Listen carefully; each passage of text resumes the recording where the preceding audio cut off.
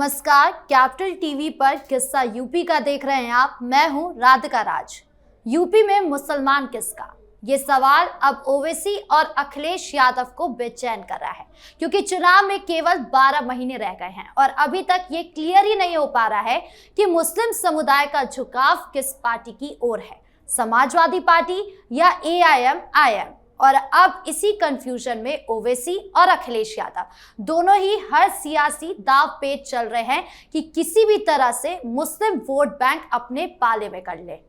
और इसीलिए एआईएमआईएम के नेता अजीबोगरीब बयान दे रहे हैं। पहले शौकत अली ने हमारे 2 दर्जन का नारा दिया और अब एआईएमआईएम नेता तौकीर निजामी का कहना है कि अगर मुसलमानों को जूते चाटना है तो कांग्रेस में चले जाए, जूते खाने हैं तो भाजपा में चले जाए और जूते मारने हैं तो एआईएमआईएम के साथ आ जाए। अब क्योंकि एआईएमआईएम यूपी में खुद को मजबूत कर रहा है तो परेशानी समाजवादी पार्टी को हो रही है। तो कैसे एआईएमआईएम की एंट्री अखिलेश के लिए सिरदर्द बन गया है, इसी पर चर्चा करने के लिए मेरे साथ स्टूडियो में मौजूद है कैपिटल टीवी के executive editor Rajeev Kumar. Sir, आपका बहुत बहुत स्वागत है। धन्यवाद। सर, एआईएमआईएम की एंट्री क्यों अखिलेश यादव को परेशान कर रही है? देखिए, सबसे पहले सवाल ये उठता है कि आपने बोला मुसलमान किसका, मुसलमान किसका हो सकता है और मुसलमान किसका है। जो कौम अपने पैगंबर के वारिसों का नहीं हुआ वो किसका होगा। खलीफा अली हुए और अल खलीफा अली जो थे मोहम्मद साहब के दामाद भतीजे, उनकी भी हत्या कर दी गई मस्जिद में उस समय जब वो नमाज अदा कर रहे थे। ये वही कौम है। वहां पर मारने के लिए कोई हिंदू नहीं गया था, कोई यहूदी नहीं गया था, कोई क्रिश्चियन नहीं गया था, मुसलमान ही गया था। ये वो कौम है जहां पर हुसैन को पानी के एक एक बूंद के लिए तरसा तरसा कर मार दिया गया। वो कौन थे? मोहम्मद साहब के नवासे। वो कौम जो कि अपने लोगों को और मोहम्मद साहब के परिवार वालों को नहीं छोड़ा, वो किसका हो सकता है? या फिर ये वही कौम है जहां पर अपने पिता को जेल की सलाखों के पीछे रखकर दाना पानी के लिए तरसा तरसा कर मार देता है, जो अपने पिता का नहीं हो सकता, अपने भाई का नहीं हो सकता, अपने रिश्तेदारी का नहीं हो सकता, जिसमें कोई रिश्तेदारी ही नहीं है, वो किसी और का कैसे हो सकता है। इसलिए मुसलमान केवल खुद का होता है। एक मुसलमान भी खुद का ही होगा और 1000 मुसलमान भी खुद का ही होगा। उत्तर प्रदेश में यही स्थिति है। ये मुसलमान किसका रहा उत्तर प्रदेश में? सबसे पहले आज़ादी के बाद से सरकारें बनी और केंद्र में भी सरकार बनी। हर जगह पर मुसलमान किसके साथ था? मुसलमान कांग्रेस के साथ था। उत्तर प्रदेश में भी मुसलमान किसके साथ रहा? कांग्रेस के साथ रहा। जब उसे लगा कि कांग्रेस ही है जो संघ और हिंदू महासभा इन लोगों को चैलेंज कर सकती है, हमें यहाँ पर सुरक्षित पनाह दे सकती है, हमारी कॉन्स्पिरेसी को आधार दे सकती है, और जिस मकसद से हम भारत में रुके हैं कि ऐसा ना हो कि पाकिस्तान इस्लाम के नाम पर बना तो वो इस्लामिक कंट्री बन जाए, और भारत अगर मुसलमान नहीं रहेगा, बहुत कम संख्या में रहेगा, तो ये देश भी हिंदुओं का बनकर रह जाएगा, फिर मुसलमान मुक्त हो जाएगा हिंदुस्तान। और अगर मुसलमानों को यहाँ पर स्थापित करना है तो किसी पार्टी को सहयोग करना पड़ेगा, और वो पार्टी कांग्रेस है।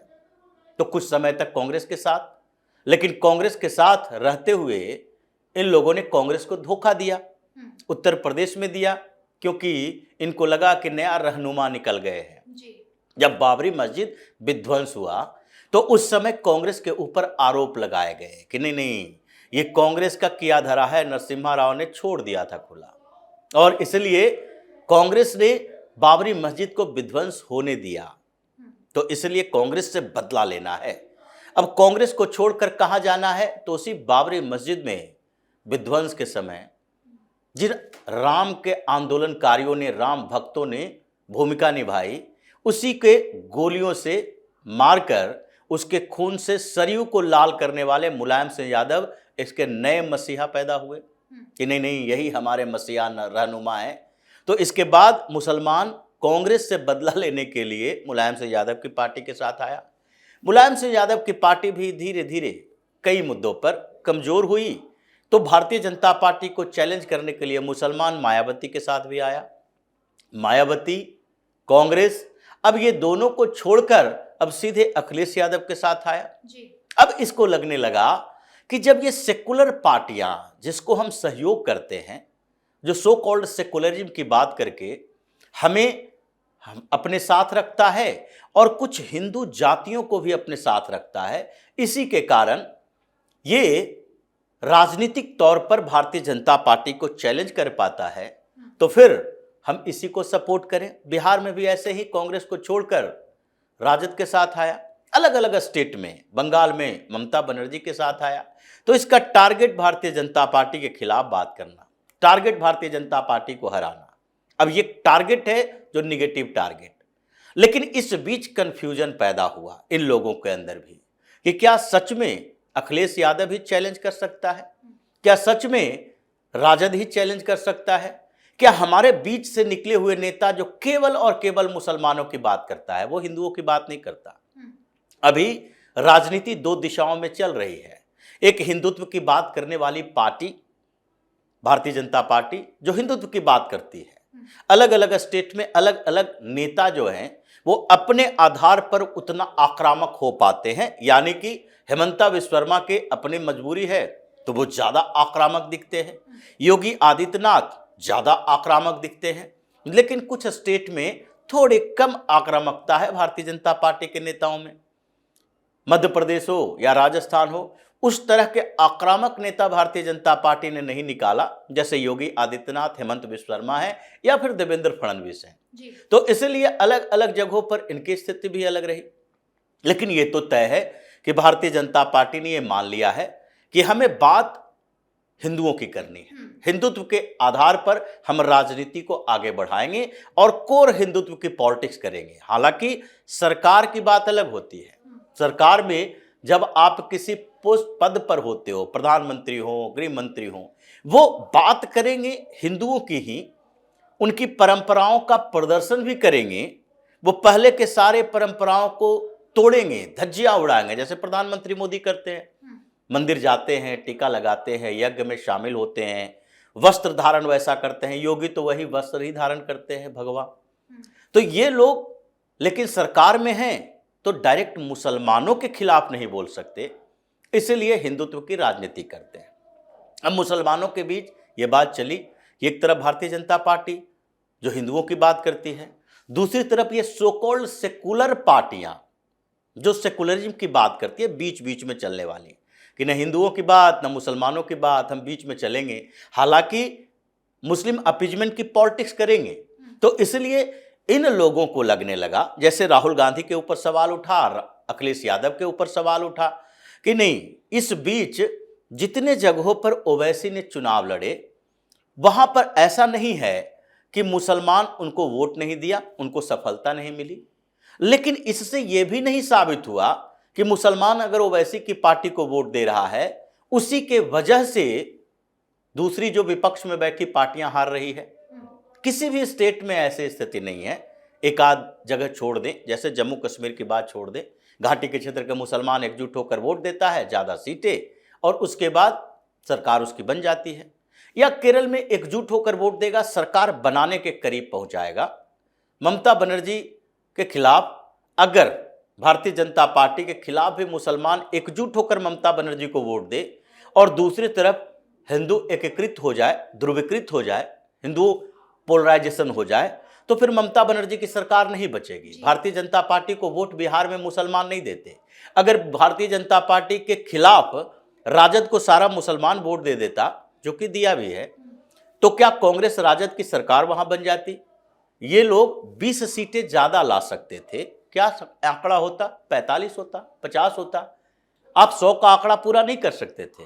तो इन लोगों के बीच ये चर्चा होने लगी कि क्या हमें एक तरफ भाजपा से लड़ना है जो हिंदुओं की बात करती है, दूसरा उन पार्टियों का साथ देना है जो कि हिंदुओं के खिलाफ भी नहीं बोलती और मुसलमानों की बात भी नहीं करती, केवल बैक डोर से मुसलमानों को सपोर्ट करती है। जैसे राहुल गांधी पर सवाल उठा, मुस्लिम नेताओं ने कहा कि राहुल गांधी इतने समय में एक बार भी मंच से मुसलमान शब्द क्यों नहीं बोलते, क्यों अल्पसंख्यक अल्पसंख्यक बोलते हैं, माइनॉरिटी में तो सिख भी आता है, यहूदी भी आता है, पारसी भी आता है, जैन भी आता है, मुसलमान भी आता है, क्रिश्चियन भी आता है।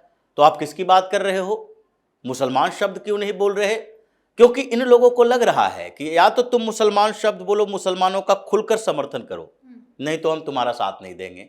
अखिलेश यादव को भी यही बात है कि अखिलेश यादव मुसलमानों की बात करते हुए हिचकते क्यों हैं? वो बीच बीच का रास्ता क्यों अपनाते हैं?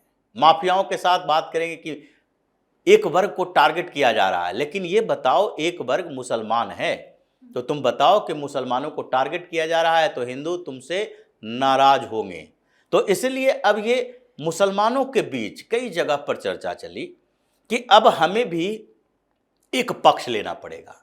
निगेटिव टारगेट बहुत हो गया। निगेटिव टारगेट मतलब भारतीय जनता पार्टी को टारगेट करने के लिए इन लोगों को सपोर्ट करते रहो। तो इसलिए अब पॉजिटिव टारगेट बनाओ। ओवैसी की पार्टी को मजबूत करो, मुस्लिम लीग को मजबूत करो, वहां पश्चिम बंगाल में फुरफुरा शरीफ वाले सिद्दीकी की आईएसएफ को मजबूत करो, हुमायूं कबीर एक पार्टी लेकर आया उसको मजबूत करो, बदरुद्दीन अजमल की पार्टी, ये सारी पार्टियां जो है प्योर मुस्लिम पॉलिटिक्स करती है, जैसे भारतीय जनता पार्टी हिंदू की पॉलिटिक्स करती है। तो इसी बात को लेकर कंफ्यूजन अलग अलग स्टेट में चली। अब ओवैसी वो चाहता है कि उसकी पार्टी नेशनल पार्टी बने, तो हैदराबाद में बहुत ज़्यादा एक्सपेंड नहीं कर सकता, या तेलंगाना में या फिर आंध्र प्रदेश में वो बहुत ज़्यादा एक्सपेंड नहीं कर सकता। तो वो देखता है कि कहाँ कहाँ मुस्लिम किलेबंदी है। तो बिहार में ये 4 जिले जिसमें कहा जाता है मुसलमानों की आबादी ज़्यादा है, जिसमें से एक जिला किशनगंज है, वो 70% से ज़्यादा मुस्लिम आबादी, तो किशनगंज को ज़्यादा टारगेट करेगा, अररिया को थोड़ा कम करेगा, पूर्णिया कटिहार को थोड़ा कम करेगा, लेकिन ये 4 जिलों में टारगेट करेगा। उसी तरीके से उत्तर प्रदेश में पता है कि पूर्वांचल में जाकर हम कुछ नहीं कर पाएंगे, तो पश्चिमी उत्तर प्रदेश के वो जिले जहां पर 50-60% से ज़्यादा मुस्लिम आबादी है, वो जिले जहां 40% से ज़्यादा मुस्लिम आबादी है, उन जगहों में भी वो विधानसभा कंस्टिट्यूएंसी जहां 40 से 60% तक मुस्लिम आबादी है, अब वो टारगेट करके बैठा है। अब सीधे वो लड़ाई लड़ रहा है उन लोगों से, ये भारतीय जनता पार्टी से नहीं लड़ रहा, वो लड़ रहा है उन पार्टियों से जो कि उसके वोट का कंपटीटर है, प्रतिस्पर्धा जिससे है, और वो प्रतिस्पर्धा है ये सो कॉल्ड सेकुलर पार्टियों से। उसे मुसलमानों का वोट चाहिए, भारतीय जनता पार्टी को क्या लेना है? मुसलमानों का वोट भाजपा को मिलता ही नहीं। मिलता किसे है? सपा को मिलेगा, बसपा को मिलेगा, कांग्रेस को मिलेगा, टीएमसी को मिलेगा। अब टेंशन इन लोगों की बढ़ रही है कि ये जो मुसलमान जिसे हमने मान लिया था कि मेरे साथ ही रहेगा, ये तो हमसे फिसलता जा रहा है। अब इन लोगों को समझना चाहिए कि तुमने किसके ऊपर भरोसा किया। भरोसे के लायक तो था नहीं, क्योंकि ये तो इतिहास साक्षी है, ये तो कभी भरोसे के लायक रहा ही नहीं। तो तुमने भरोसा किया अपने फायदे के लिए, अब ये अपने फायदे के लिए तुम्हारा इस्तेमाल कर रहा है। अखिलेश यादव मैदान में कूद कर आए और फिर ओवैसी की पार्टी के नेताओं से ज्यादा आक्रामक तरीके से मुसलमानों का मुद्दा रखे। तो अगर रखते हो तो फिर मुसलमान के बीच ही वोट का बंटवारा होगा, हिंदू दूसरे तरफ जाएंगे बीजेपी के साथ। तो इसलिए ओवैसी ने अखिलेश यादव का उत्तर प्रदेश में टेंशन बढ़ाया। अभी चर्चा जो मुसलमानों की राजनीति की हो रही है उत्तर प्रदेश में, उनके बयानों की हो रही है, ये अखिलेश यादव के मुस्लिम नेताओं की नहीं हो रही, क्योंकि अखिलेश यादव ये कह नहीं सकते कि हमारे मुस्लिम नेता ऐसे ऐसे बयान दो। इसलिए ओवैसी के पार्टी के मुस्लिम नेताओं की बात हो रही है और मुस्लिम लोग ये सुन रहे हैं कि ओवैसी की पार्टी के नेता कैसे हमारे मुद्दों के लिए आक्रामक है। तो कंपटीशन तो है। अब उस कंपटीशन में अखिलेश यादव की टेंशन बढ़ी है। पिछले दिनों मीटिंग किया था, मीटिंग में कहा गया कि भाई ओवैसी से कैसे लड़ोगे। ओवैसी ने तो बिहार में भी कुछ जिलों में प्रभावित किया चुनाव को। उत्तर प्रदेश में ज़्यादा जिले हैं, ज़्यादा मुस्लिम वोट है, ज़्यादा क्षेत्रों में प्रभाव डालता है। 53 से 55 विधानसभा सीटें हैं जहां यह प्रभावित करेगा चुनाव को। तो ऐसे में समस्याएं तो अखिलेश की बढ़ेगी। 53 से 55 विधानसभा सीटें जहां मुस्लिम आबादी है, मुसलमान कंफ्यूज हो चुका है, और जहां 60-70% मुस्लिम आबादी है, उन जगहों पर मुसलमान डिटरमाइंड हो चुका है कि हमें ओवैसी की पार्टी को वोट देना है। दोनों ही अर्थों में, दोनों ही सिचुएशंस में अखिलेश यादव की पार्टी के लिए सबसे बड़ी समस्या 2027 के चुनाव में होने वाला है। जी, इस मुद्दे पर जानकारी देने के लिए आपका बहुत बहुत धन्यवाद। धन्यवाद। तो अखिलेश यादव के लिए ये सिरदर्द बड़ा है, क्योंकि मुस्लिम वोट बढ़ने से एसपी की सीटें कम हो सकती है। अगर एआईएम कुछ सीटों पर लड़ती है और वोट काटती है तो बीजेपी को फायदा पहुंच सकता है। इसीलिए दोनों नेता हर सियासी दांवपेच आजमा रहे हैं, चाहे वो बयानबाजी से हो, मीटिंग से हो या सोशल मीडिया कैंपेन से हो। लेकिन सवाल वही है, मुस्लिम वोटर किसे अपना चेहरा मानेगा, सपा की पुरानी वफादारी को या मुसलमानों के एक बड़े चेहरे को?